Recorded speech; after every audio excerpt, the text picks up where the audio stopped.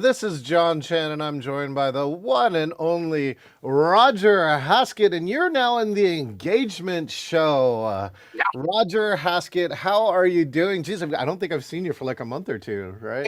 John, it's been longer than a month. I actually was a couple weeks ago going, when am I going to see John Chen again? Because you've been busy on a tour. I'm doing a bunch of different things, and we've been super busy doing a bunch of different things. But so happy to be back on the engagement show. Happy to see your face, John. Happy to see your face too. And today we're really going to talk about engagement, about in-person meetings. What a concept. They are back bigger than ever. And so in this program, let's do a little highlight of what they can watch. I scheduled a 12-hour board retreat, and everybody thought I was insane. All right. But I'm going to share with you in a little video I put together about how we used engagement. Roger, what are you going to share in this engagement show? We're going to talk a little bit about convocation ceremonies, because they're in, it's the time of year. And also I want to talk about some CSR stuff that we're doing. So on the theme of it's back, live is back. We've been booking lots of live stuff, but we just got word that we haven't got a contract, but we have the word in email that we're doing a big gig for Google with our CSR program, our buddy benches, which we'll talk about shortly. All right. Well, let's go check this. And Roger hasn't seen this, by the way, too. Oh. So you're seeing it the first time, right? We had a 12-hour board retreat, and everyone thought I was crazy. In fact, people at the end of the retreat told me I was crazy, and then they said, "This is the best board retreat I have ever attended." So I'm going to show you a little video here, and we'll get to Roger's commentary here. National Speaker, by the way, NSA is National Speakers Association, not the security people. I am. That's right. I'm the president of the Northwest chapter, which covers Washington State and a bunch of other areas in the Northwest. So we had a board retreat, and here are our 10 new board members. Check this out, Roger. NSA Northwest! Hi, this is John Chen, CSP, and I have the honor of being the president of the National Speakers Association's elite Northwest chapter. I scheduled a board retreat for 12 hours, which most people thought was crazy. Outgoing board member Bob Wolverton offered his boat for the retreat. I said, heck yeah. Bob has a 44-foot boat that he has been captaining for over 25 years. The secret to a 12-hour board retreat being a success is engagement. We created a message group to communicate and get everyone up to date about the retreat. We used inclusion in the strategy, including planning 3 meals that were inclusive to many different food preferences. We got 9 board members literally on board, and we were off.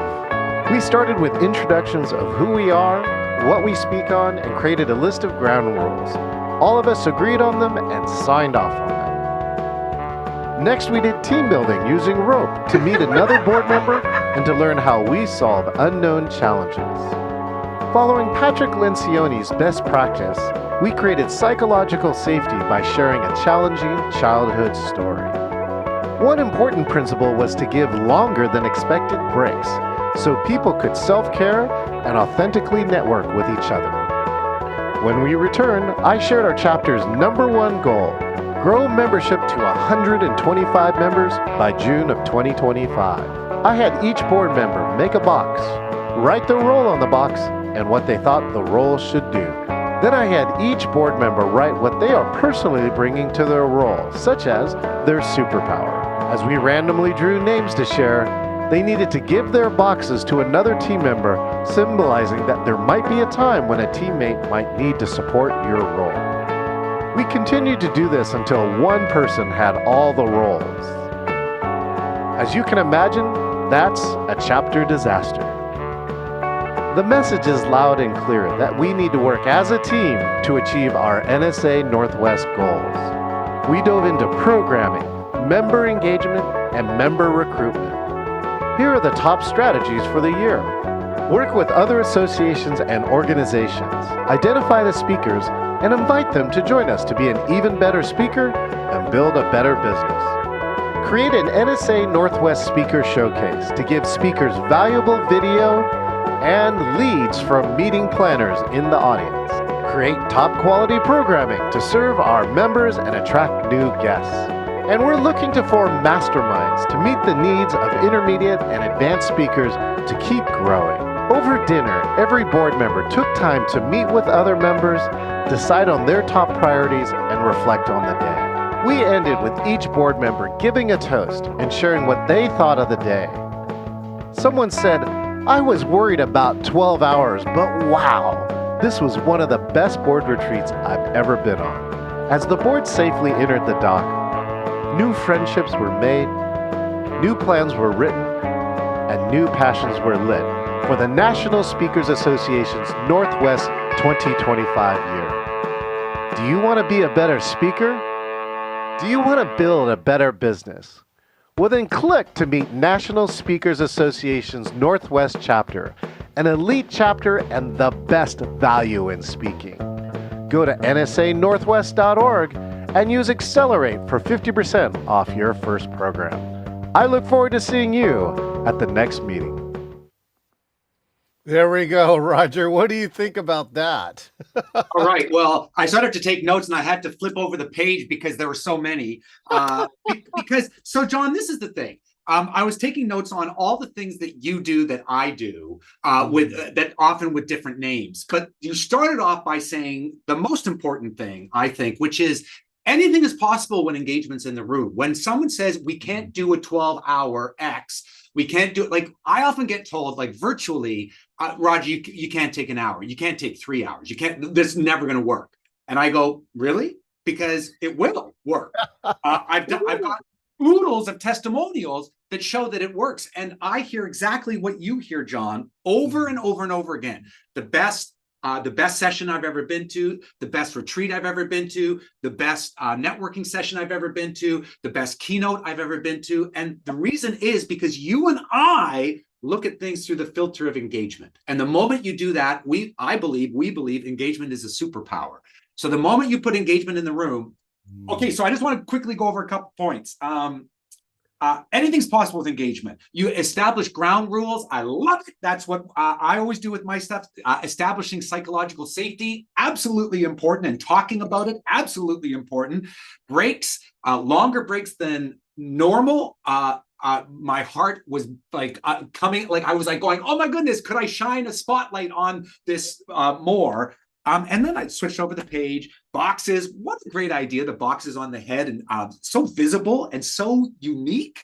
I love the fact that you had team goal buy-in by the end. And I love the fact that you ended with hive mind. You called it the toast.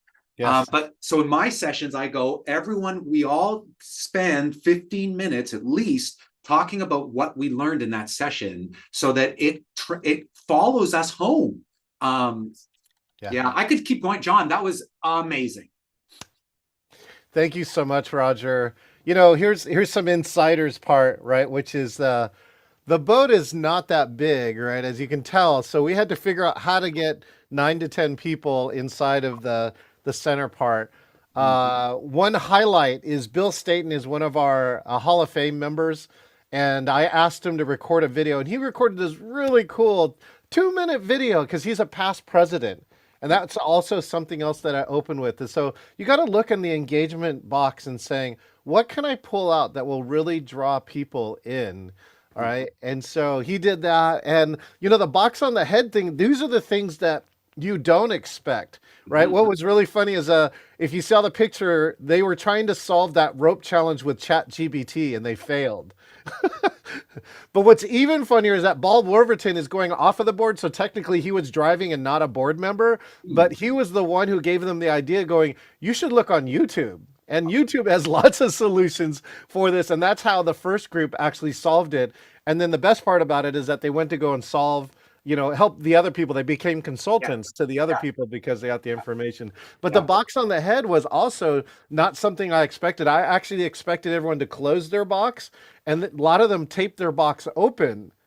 And so one of them was great. The treasurer had the box open and she said, I opened this because we want to put people and we want to put money in here as the treasurer. And I'm like, oh, like I can't discount these metaphors for stuff that I didn't expect. Right. Well, and What's that? Isn't it like it's often like I call these things happy accidents, like where on the other side of the accident you find gold, right? Yes. And by accident, I should like make that larger because other people, when you say something like, "Hey, we're going to use a box," and all of a sudden 10 people go a box, and all of a sudden their brains come up with ideas that you will never come up with. Right. They just come up with like that because that's their brain. And then our job as facilitators, as engagement experts, is to take those ideas and make them part of the group because they're so powerful.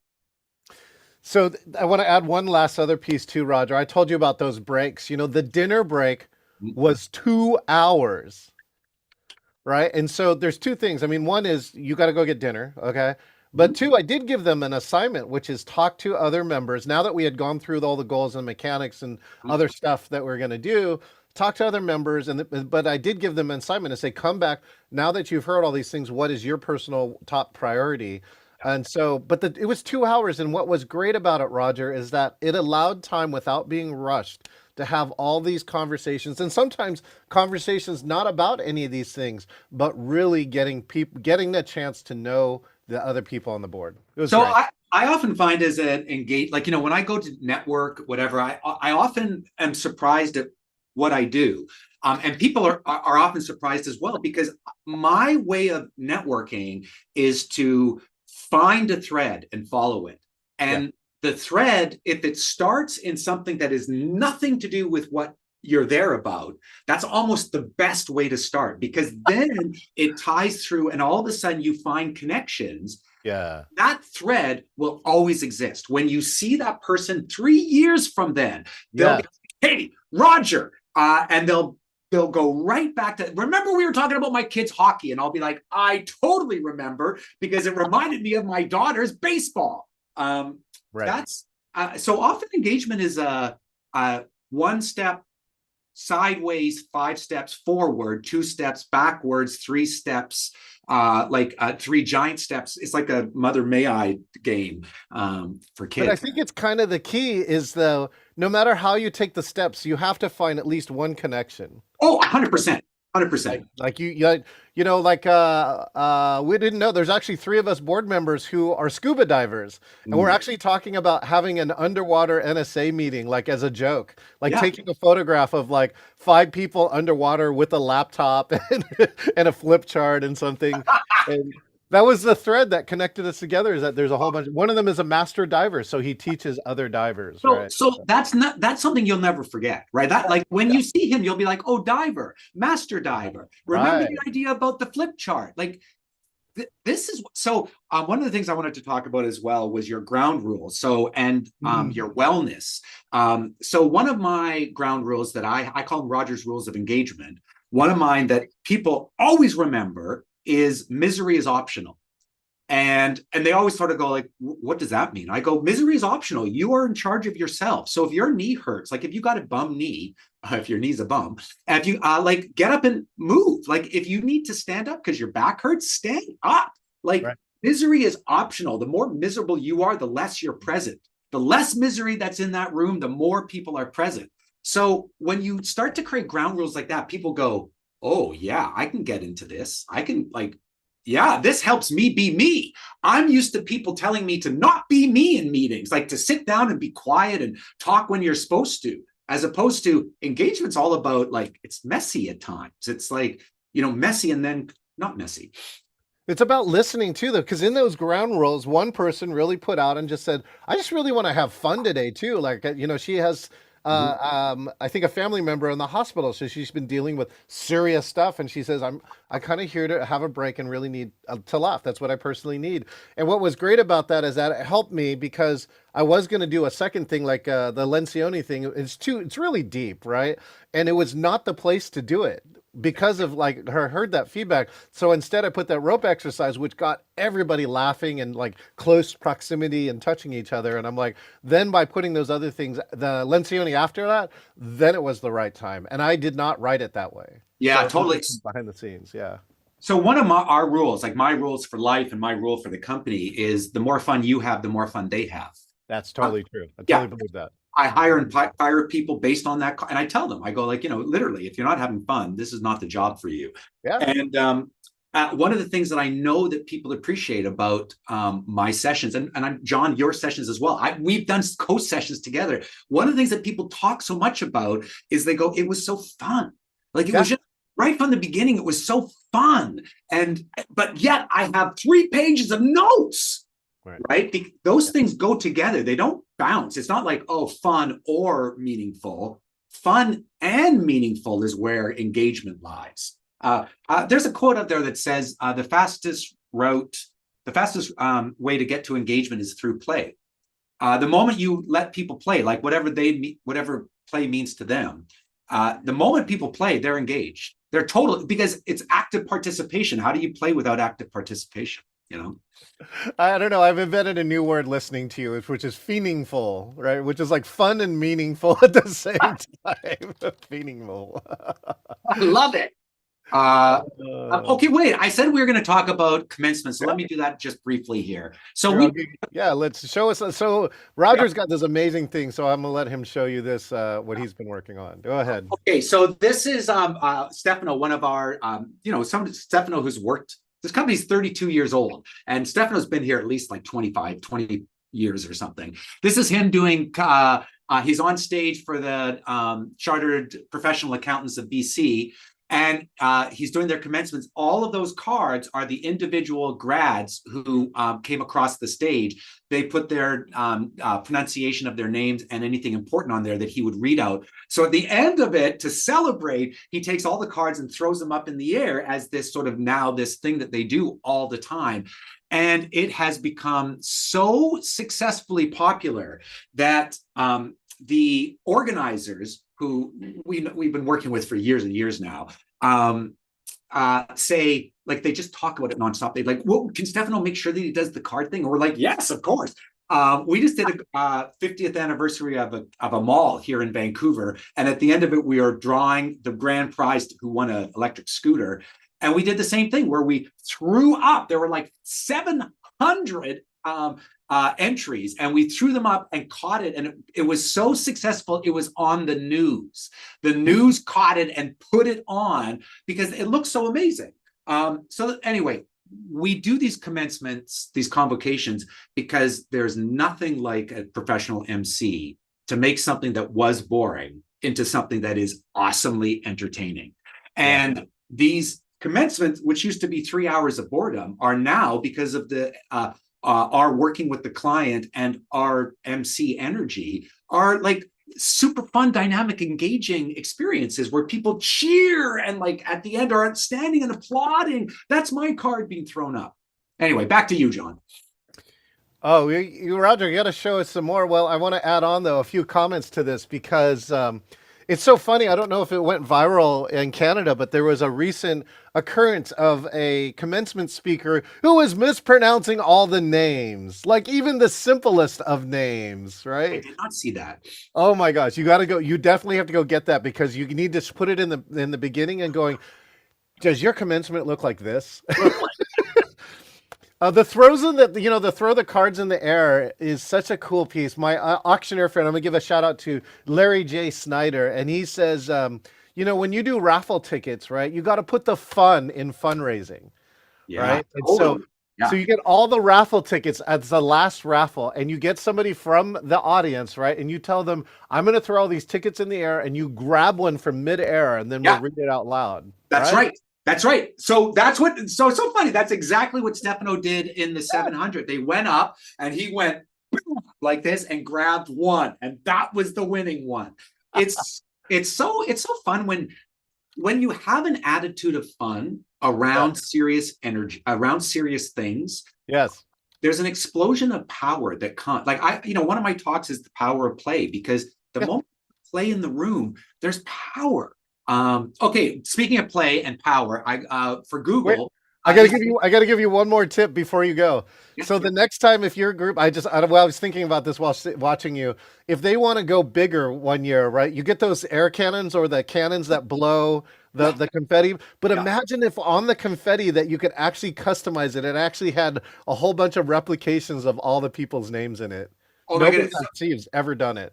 So what we do that's like that, we have an escape room that comes to you, like an escape room in a box. Oh yeah. And in it, one of the clues is a fortune cookie that you Right. open. And the message inside the fortune cookie is specifically identified to that. So it's like, oh my God, they're talking to me. Yeah, totally customized. Yeah, customization is a win.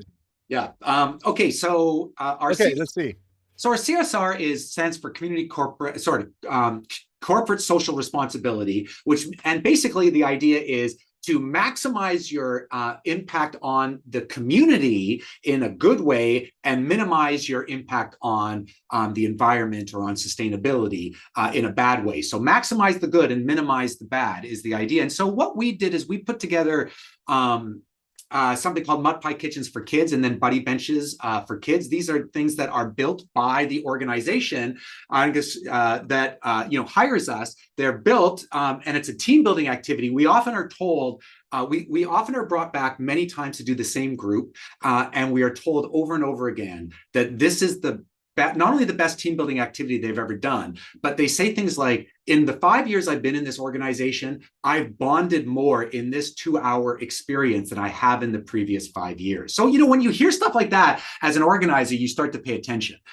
So what's happening is that these guys are building on teams these mud pie kitchens or buddy benches that are going to be donated to at-risk or underserviced daycares or schools. They work extremely well with families and kids. We often get asked, will this work with kids? And we're like, yes, this is a perfect thing to do with kids because they get so involved in it. This is a mud pie kitchen. The mud pie kitchens are based around the concept of play, outdoor play that's imaginative, that's with friends and colleagues. So it's exactly what kids need when they're on a playground, and it's exactly what's often not there. So we filled that gap. And we've already done, in the last 8 years, we must have put out probably about 300 or 400, maybe not, maybe about 200 mud pie kitchen buddy benches that are being used daily by schools and preschools and daycares around the region.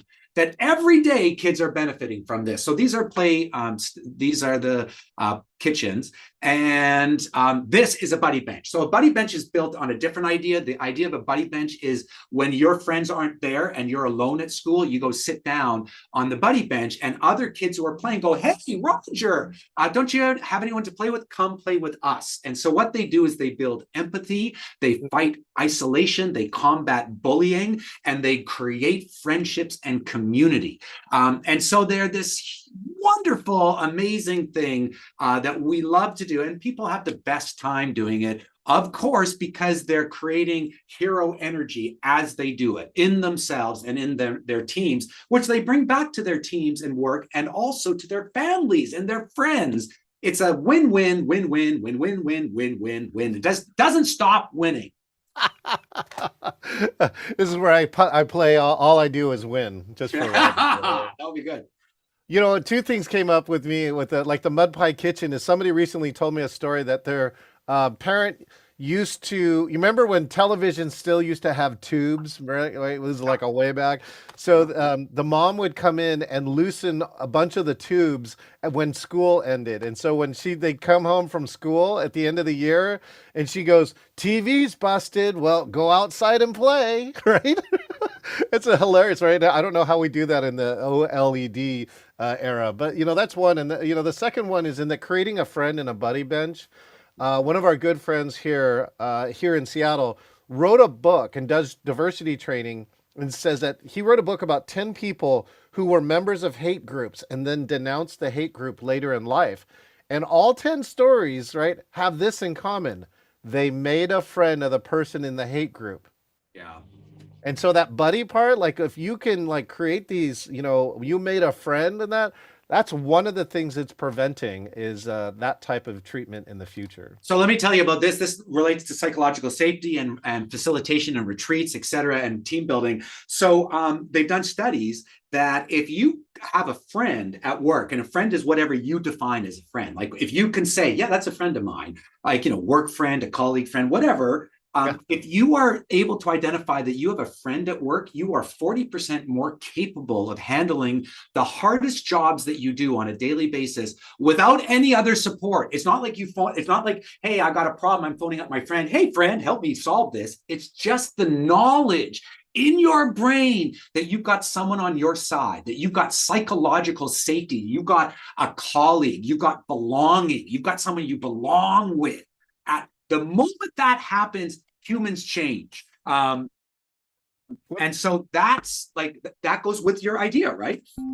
Well, I'll add on to that. There's a bestseller book that went along with that too, and that says if you have a best friend at work, this is for all you managers who are worrying about retention right now. They're seven times more likely to stay if you have a best friend at work. 100%. Well, think about it, because all of a sudden your work is more than work. It's also your social life. And because we're humans, we're herd animals, our social life is our life. Yeah. John, this has been an amazing session with you. Is anything else we should be adding? Let's close with this, Roger. For anybody who's working on an in-person event, I know we have hundreds of things. Can you pick one? Like, what's the first piece or one piece of advice you want to give to in-person people? I'll do mine. 2. Sure, you start. Give me a moment to think. Okay, so for me, right? Well, if you're doing in person, start with the engagement, right? Again, ask the easy questions, which is what's the goal and who's here and why are they here? But then do the other part to fulfill the brief, which is do something, and sometimes do something unexpected, right? To draw them in, but that they're going to value. That's how you really turn a okay event into this is the best event ever.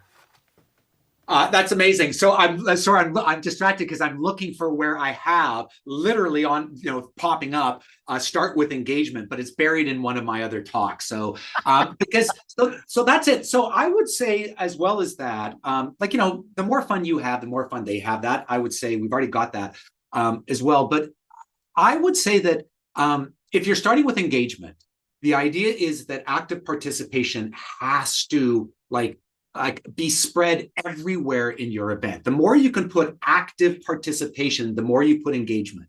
So when you start with engagement, it means that I don't call them audience, I call them participants, right? Yeah. The participants need to participate.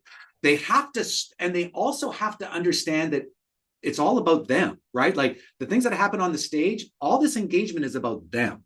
Yeah. Anyway, we could go on for hours and hours about the first thing you should do. Well, the last thing we're going to do is say goodbye. So this is Roger Haskett from Engagement Unlimited up in Canada, right? And of course, I'm John Chen with the Engaging Virtual Meetings. We hope you enjoyed this episode of the Engagement Show. Check us out every month while we share some of our best ideas about engagement. Roger, thanks so much. Thank you, John.